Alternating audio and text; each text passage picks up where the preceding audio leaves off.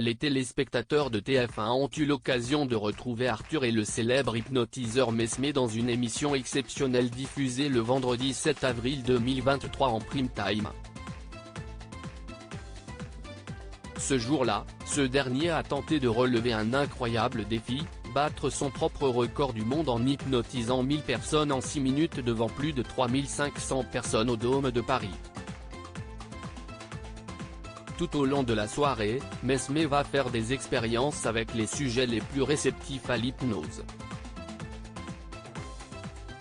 Qu'ils soient stars, journalistes ou spectateurs dans le public, tous vont perdre le contrôle dans un seul but. Celui de nous amuser, fou rire assuré.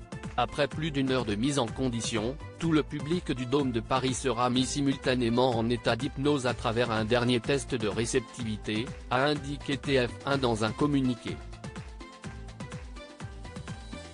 Les personnes hypnotisées seront alors comptabilisées. Et cela sous le regard d'un huissier de justice.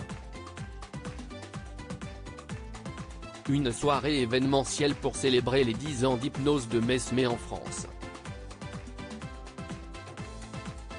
Et pour fêter cela, de nombreuses personnalités seront présentes pour témoigner des choses incroyables qu'elles ont vues ou vécues: Baptiste Giabiconi, Hélène Manarino, Jarry, Christophe Licata, Christophe Beaugrand, Géraldine Lapalus, Denitsa Ikonomova, Gilles Alma, Priscilla Betty, Denis Ambroisi, Sylvia Notargiacomo, Alex Good, Camille Serre, Patrick Chanfray, Amandine Petit, Issa Doumbia, Inès Vandamme, Héloïse Martin, Nico et Daniela Capone, Titoff, Tony Saint-Laurent, a ajouté la première chaîne. Hélène Manarino: je n'étais plus maîtresse de quoi que ce soit. Cependant, durant l'enregistrement de cette émission exceptionnelle, l'animatrice Hélène Manarino a dû quitter la salle, car elle fut prise d'une sensation d'étouffement.